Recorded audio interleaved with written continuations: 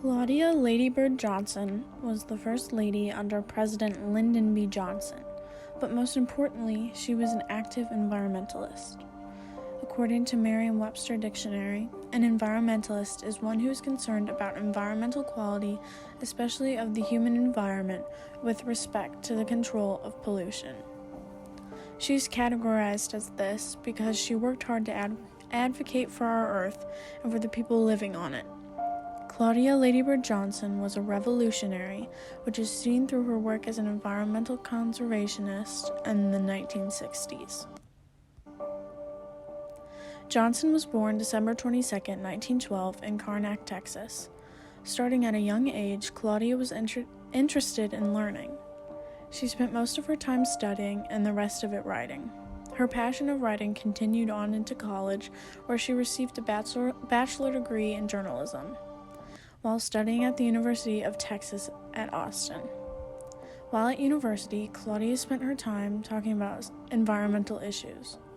According to a biography on Johnson, in the 1960s, however, environmental issues were more commonly thought of as beautification issues. The scientific fervor in this area that we know today had not been yet realized.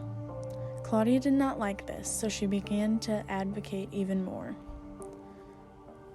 Right after finishing college, Claudia met her soon-to-be husband and future president Lyndon B. Johnson.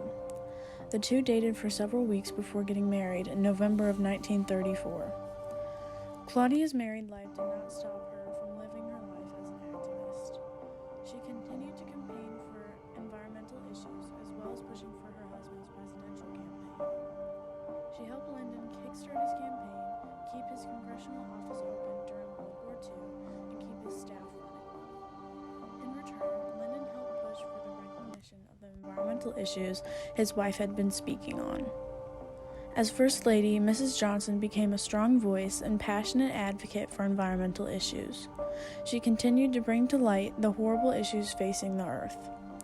She created the First Lady's Committee for a More Beautiful Capital and then expanded her program to include the entire nation. She even called to preserve California redwood forests and the Hudson River, helped pass 200 laws related to the environment, and planted bulbs and trees around roadside to call to action. Before he left office, Lyndon presented her with a plaque that read, "To Lady Bird, who has inspired me and millions of Americans to try and preserve our land and beautify our nation. With love, from Lyndon." After Lyndon B. Johnson's presidential term was over, Claudia continued to promote environmental awareness. She also remained active in beautification projects. Her love for native wildflowers inspired her to create the National Wildflower Research Center in 1982, near Austin, Texas.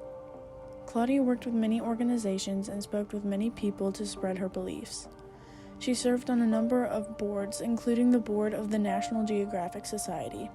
She continued to advocate in her later years and up until she died. Since Claudia was such an inspiration to millions, she was awarded to honor her hard work and dedication to saving our Earth.